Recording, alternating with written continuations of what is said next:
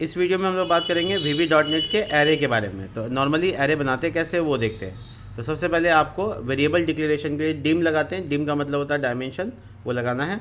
उसके बाद आप एरे का नाम लिख दीजिए, जो भी आपको नाम लिखना है वो।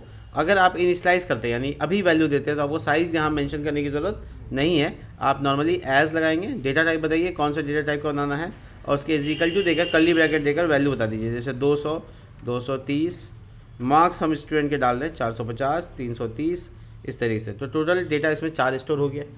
आप इसे एक एक करके देख सकते हैं। जैसे मैं कंसोल करके दिखा देता हूँ, कंसोल डॉट राइट लाइन और राइट लाइन, और ये मार्क्स है और मार्क्स में यहाँ 0 नंबर इंडेक्स। ठीक है, तो ये आप 0 नंबर इंडेक्स का डेटा देख सकते हैं। क्या आएगा 200। ठीक है, देखिए 200 आ गया।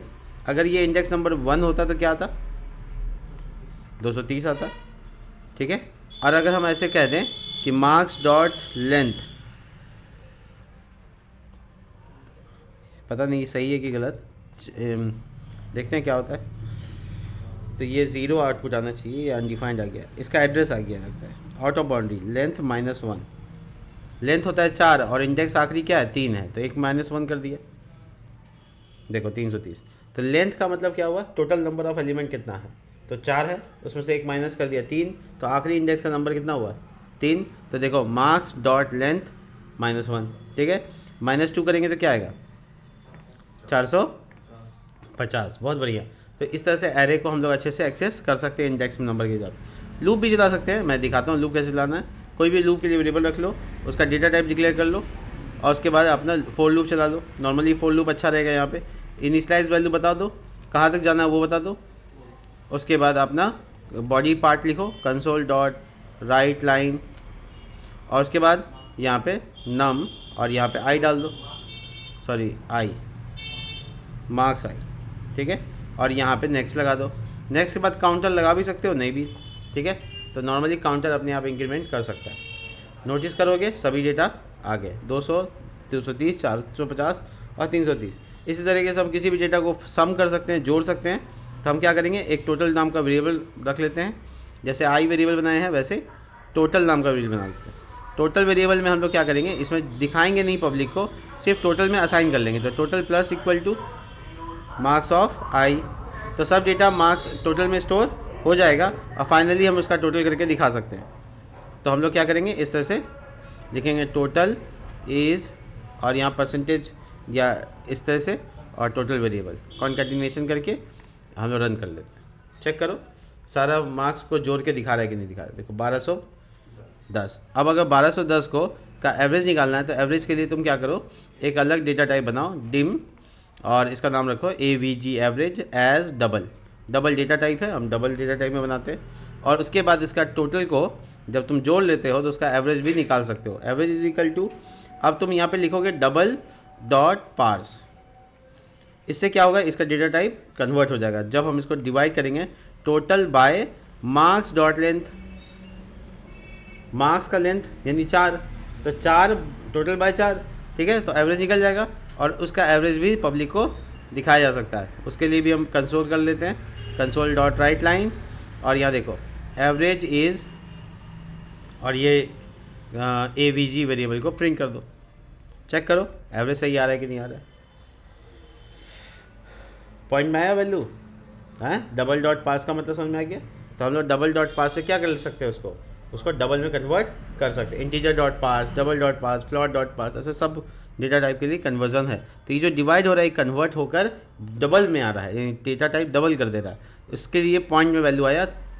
अगर मैं ऐसा नहीं करता तो आता 32.0 ऐसे आता। देखो मैं डबल डेटा टाइप एवरेज तो रखा हूँ लेकिन कन्वर्ट नहीं होगा। 32 पॉइंट अच्छा हो गया, और इम्प्लिसिटली कन्वर्ट हो गया। इम्प्लिसिट और एक्सप्लिसिट का मतलब होता है कंपाइलर भी कन्वर्ट कर देता है, आप खुद से करो तो ऐसे लिखोगे नॉर्मली। तो ये एक एवरेज निकालने का एग्जांपल हो गया। चलो हम आपको डायनेमिक एरे के बारे में बताते हैं क्या है। तो इसका स्क्रीनशॉट ले लो या इसको देख लेना, यही मैंने एक होमवर्क में भी दिया था। अब क्या है कि यहाँ पर हम लोग जैसे मान लो यहाँ पे 4 डेटा डाल दिए और मेरा मन कर रहा है कि और 5 डेटा डालना है, तो फिर हम इसको रीडीम डिक्लेयर करेंगे। रीडीम स्टेटमेंट डालेंगे, उसके बाद बताएंगे किसको रीडीम करना है, तो मार्क्स को, और कितना वैल्यू होगा। तो 4 पहले से है तो हम 8 कर सकते हैं। कर दिया। अब इसमें वैल्यू एक एक करके डाल सकते हैं। तो मार्क्स, अब मैं लिख देता हूँ यहाँ पे थर्ड नंबर इंडेक्स पहले से है, 4 नंबर इंडेक्स पे क्या होगा 240, 5 नंबर इंडेक्स पे क्या होगा देखो, 6 नंबर इंडेक्स पे क्या होगा, कुछ कुछ वैल्यू डाल देते हैं ताकि तुम, और 7 नंबर इंडेक्स पे क्या होगा 7 250। ठीक है, अब मैं यहाँ पे डिम आई एज इंटीजर जो कि लूप चलाने के लिए इस्तेमाल होगा, 4i इज इक्वल टू 0, कहाँ तक जाना है 8 तक, और इसके कंसोल डॉट राइट लाइन, और यहाँ पे क्या लिखेंगे मार्क्स आई। ठीक है, और यहाँ क्या लिखेंगे फॉर नेक्स्ट लूप में नेक्स्ट लिखा था, फॉर नेक्स्ट लूप यहाँ पर एक एक करके प्रिंट कर सकता है। देखिए आउटपुट क्या आता है, देखिए आखिरी वैल्यू 0 इसलिए आ रहा है क्योंकि 8 तक चला दिया मैंने, और चलाना कहाँ तक है 7 तक। मैं देखूँ 8 नंबर इंडेक्स पे डेटा स्टोर हो सकता है कि नहीं हो सकता। मार्क्स 8 इज इक्वल टू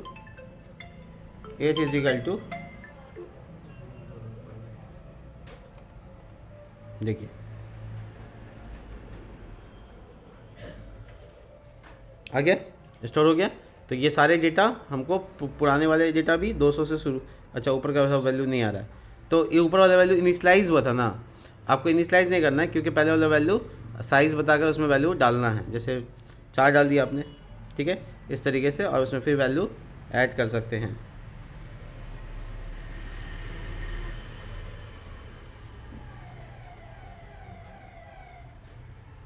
तो इस तरह से वैल्यू हम ऐड कर सकते हैं और आराम से इसमें काम कर सकते हैं। रिडीम मार्क्स 0 नंबर, ठीक है, और ये देखिए कोई कोई वैल्यू डाल देता हूँ, marks first number index, marks ये रीडीम बाद में कर लेंगे, पहले कुछ डेटा डाल देते हैं। ठीक है, marks is the last one, ठीक है, और फिर रीडीम। तो अब देखें क्या क्या डेटा आता है, रन करते हैं। ये 0 पहले क्यों हो गया ऐसा, 0 साइन तो नहीं होना चाहिए था, 4,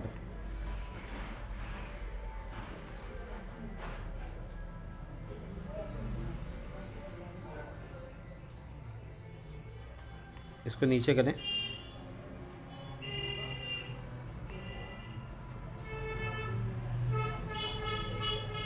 ठीक है, अच्छा पहले 3 था फिर रिडीम करके इसको 4, ठीक है, ये रिडीम का तरीका है और रिडीम को हम लोग इस तरह से कर सकते हैं।